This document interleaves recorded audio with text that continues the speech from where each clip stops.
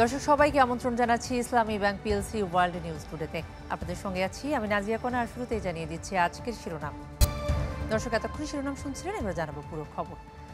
আগরতলায় বাংলাদেশ মিশনে হামলার ঘটনায় এই পর্যন্ত 7 জনকে আটক করেছে ভারতের পুলিশ। ডেপুটি এসপিকে প্রত্যাহার সহ সাময়িক বরখাস্ত করা হয়েছে 3 কর্মকর্তাকে। হামলার পর থেকে বন্ধ রয়েছে সেখানকার বাংলাদেশ মিশনের সেবা।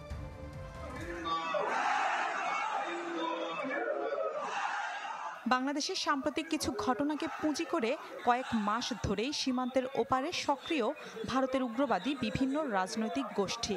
বাংলাদেশ মিশনগুলোর সামনে পরিকল্পিত বিক্ষোভ ভাঙচুর চালাচ্ছে এসব সংগঠন।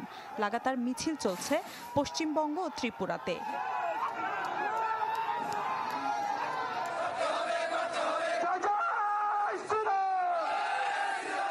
মঙ্গলবার বাংলাদেশ চলো নামে বিক্ষোভ কর্মসূচি পালন করে আগরতলা সনাতনী যুবা সংগঠন। তবে রবীন্দ্র ভবন চত্বরেই বিক্ষোভকারীদের আটকে দেয় পুলিশ। সেখানেই নানা স্লোগান দিতে থাকে তারা। বাংলাদেশের যে বর্তমান পরিস্থিতি সেটা নিয়ে সবাই উদ্বিগ্ন, এবং সেটা কোনো সভ্য সমাজে এই ধরনের বর্বরতা আমার মনে হয় না কেউ সেটাকে ভালো চোখে দেখছেন। এর আগে বাংলাদেশিদের জন্য হোটেল রেস্তোরাঁ বন্ধের ঘোষণা দেয় ত্রিপুরার হোটেল মালিক অ্যাসোসিয়েশন। শিলিগুড়িতে ইউনুস বিরোধী পোস্টার সাঁটিয়ে তা অবমাননা করে উগ্রবাদীরা। যারা দেশকে ভালোবাসে, দেশের জাতীয় পতাকাকে ভালোবাসে, যারা ভারতবর্ষের জাতীয় পতাকাকে অপমান করবে, তাদের পরিণাম এই দেশে এই অবস্থায়। তবে সোমবার আগরতলায় বাংলাদেশ সহকারী হাই কমিশনে হামলার ঘটনার পর কিছুটা নড়ে চড়ে বসেছে দিল্লি। বিভিন্ন রাজ্যে দিনভর সতর্ক অবস্থানে ছিল প্রশাসন। হামলার ঘটনায় এরই মধ্যে 7 ভারতীয়কে আটক করা হয়েছে। সাময়িক বরখাস্ত হয়েছেন 3 পুলিশ কর্মকর্তা। এছাড়া একজন ডেপুটি এসপিকে দায়িত্ব থেকে সরিয়ে পাঠানো হয়েছে পুলিশ সদর দপ্তরে। ঘটনার নিন্দা জানিয়েছেন ত্রিপুরার মুখ্যমন্ত্রী মানিক সাহা। বাংলাদেশ ভারত চলমান উত্তেজনার জেরে পশ্চিমবঙ্গের 8 জেলায় সীমান্ত নিরাপত্তা জোরদার করেছে ভারত সরকার। কাঁটাতারবিহীন এলাকায় কাঁটাতার লাগানোর উদ্যোগ নেয়ার কথা জানিয়েছে বিএসএফ। মিলা খন্দকার, চ্যানেল 24। পশ্চিমবঙ্গের বিধানসভার পর লোকসভাতেও বাংলাদেশে শান্তিরক্ষী বাহিনী পাঠাতে জাতিসংঘকে অনুরোধ জানানোর কথা বলেছে তৃণমূল। প্রধানমন্ত্রী, পররাষ্ট্রমন্ত্রীর বিবৃতি দাবি করে বাংলাদেশের বর্তমান পরিস্থিতিকে কেন্দ্রীয় সরকারের হস্তক্ষেপ দাবি করেছেন তারা। লোকসভায় বাংলাদেশ ইস্যুতে তৃণমূল নেত্রীর দেখানো পথে হাঁটেন তৃণমূল সাংসদ সুদীপ বন্দ্যোপাধ্যায়। বাংলাদেশের সংখ্যালঘু হিন্দুদের হত্যা করা হচ্ছে বলে দাবি করেন সুদীপ। তার সাথে সুর মেলান তৃণমূলের আরেক সাংসদ কীর্তি আদাস। এদিন বাংলাদেশের পরিস্থিতি নিয়ে উদ্বেগ প্রকাশ করলেও অনুপ্রবেশ ইস্যুতে মমতা বন্দ্যোপাধ্যায়ের সরকারকে দায়ী করেছেন রানাঘাটের বিজেপি সাংসদ জগন্নাথ সরকার।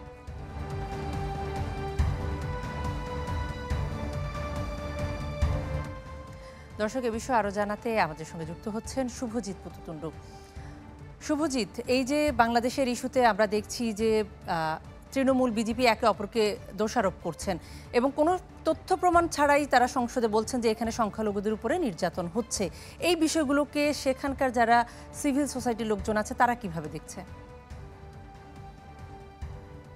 দেখুন, আজকে ভারতের চেম্বার অফ কমার্সের একাধিক শিল্পপতির সাথে কথা হচ্ছিল। সবাই কিন্তু একটা কথা বলছে, ভারতের রাজনীতিবিদরা ভুলে যাচ্ছে এমন একটা দেশের সাথে তারা এই মুহূর্তে কার্যত রাজনৈতিক যুদ্ধ অবতীর্ণ হয়েছে, যে দেশের সাথে প্রায় $14 বিলিয়ন ট্রেড হয় এবং প্রায় $5 বিলিয়ন শুধুমাত্র রেমিটেন্স হিসেবে ভারত বাংলাদেশ থেকে নিয়ে আসে। কত স্কিল লেবার, তাদের কত পরিবার বাংলাদেশের সঙ্গে জড়িত, কত ব্যবসায়ী, তাদের কত কর্মচারী বাংলাদেশের সঙ্গে ট্রেডের সম্পর্কে জড়িত, এটা ভারতের রাজনীতিবিদরা খুব দ্রুত ভুলে যাচ্ছে। এবং তারা ভুলে যাচ্ছে যদি বাংলাদেশের সাথে এই রাজনৈতিক যুদ্ধ দীর্ঘস্থায়ী হয়, সেক্ষেত্রে কিন্তু ভারতের ঘরে ঘরে একটা আর্থিক সংকট দেখা দেবে। এটা তারা ভুলে যাচ্ছে। পশ্চিমবঙ্গ, আসাম, মেঘালয়, ত্রিপুরার মতো রাজ্যগুলো, এই রাজ্যগুলো সরাসরি বাংলাদেশের সাথে ব্যাপকভাবে পর্যটন এবং ব্যবসায়িক সম্পর্কে লিপ্ত। ব্যবসায়ীরা আশঙ্কিত, তারা বলছে যদি আজকে ত্রিপুরা বয়কট করেছে, ত্রিপুরার ক্ষেত্রে কোনো সমস্যা নেই, কারণ ত্রিপুরা একটা ছোট রাজ্য, সেখানে পর্যটকদের আনাগোনা কম।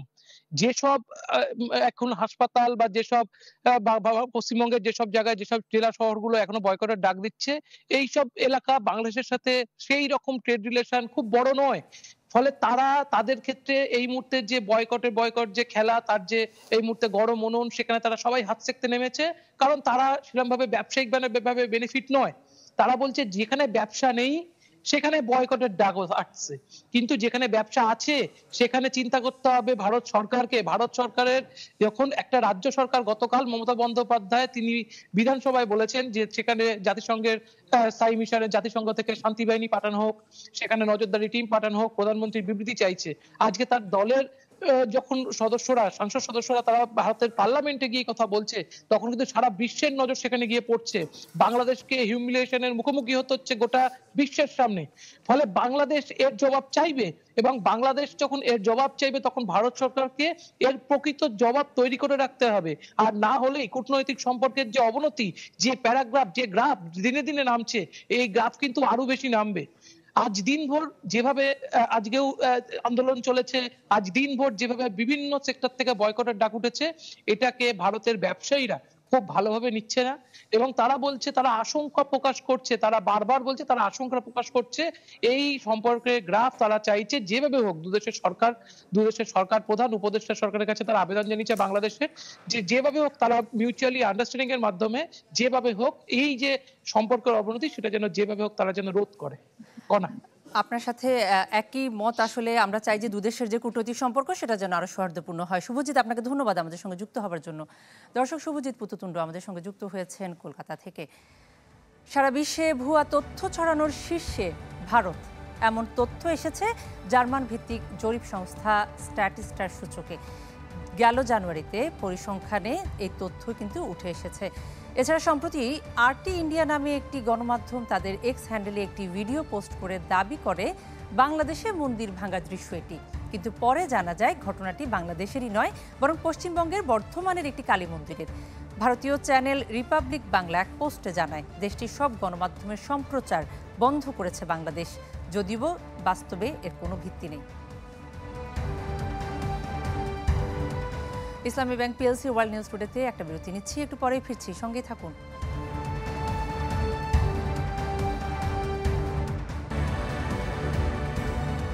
দর্শক, আবারও আমন্ত্রণ ইসলামী ব্যাংক পিএলসি ওয়ার্ল্ড নিউজ টুডেতে। এদিকে বাংলাদেশ ও ভারতের মধ্যে চলমান উত্তেজনার প্রভাব পড়েছে পশ্চিমবঙ্গের অর্থনীতিতে। দুই দেশে মানুষের আনাগোনা আশঙ্কাজনক হারে কমে যাওয়ায় বড় ধাক্কা এসেছে কলকাতার হোটেল, রেস্তোরাঁ এবং হাসপাতালে। হাসপাতাল, রেস্তোরাঁ এবং হোটেল থেকে বাংলাদেশিদের বয়কটের পর আরও বড় হতে পারে লোকসানের খতিয়ান।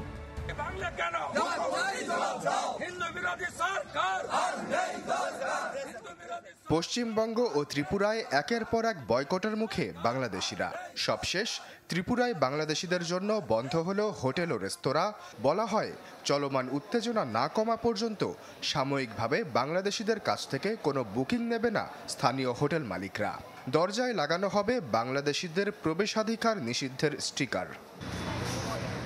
বিবিসি বলছে এ পরিস্থিতির প্রভাব পড়েছে দেশটির পর্যটন ও অর্থনীতিতে। বাংলাদেশিদের আনাগোনা কমায় টান পড়েছে তাদের উপার্জনেও।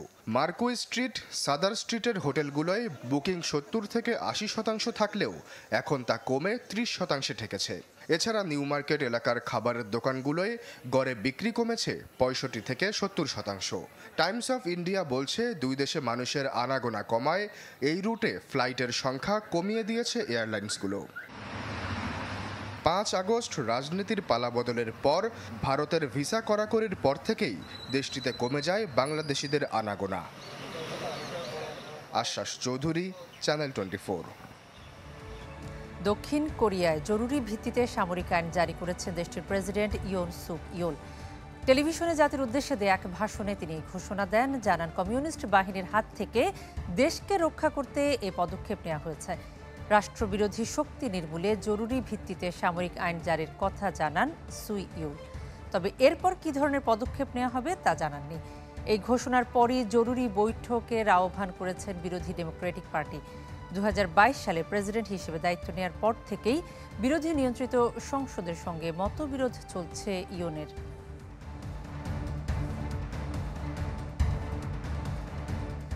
ফের যুদ্ধবিরতির শর্ত অমান্য করল ইসরায়েল। মঙ্গলবার লেবাননের একাধিক শহরে হামলা চালিয়েছে জায়নবাদীরা। এতে প্রাণ গেছে 12 জনের, আহত হয়েছেন আরও বেশ কয়েকজন। জবাবে ইসরায়েলের একটি ঘাঁটিতে সতর্কতামূলক হামলা চালিয়েছে লেবাননের সশস্ত্র গোষ্ঠী হেজবুল্লাহ। গাজাতেও চলছে আগ্রাসন।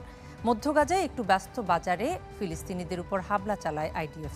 এতে প্রাণ যায় বেশ কয়েকজনের। এক বক্তব্যে জাতিসংঘের মহাসচিব অ্যান্তোনিও গুতেরেস বলেন, বর্তমানে বিশ্বের সবচেয়ে বেশি পঙ্গু শিশু গাজায় বাস করে। এদিকে ইয়েমেনের হুথি বিদ্রোহীদের সন্ত্রাসী সংগঠন হিসেবে চিহ্নিত করেছে কানাডা।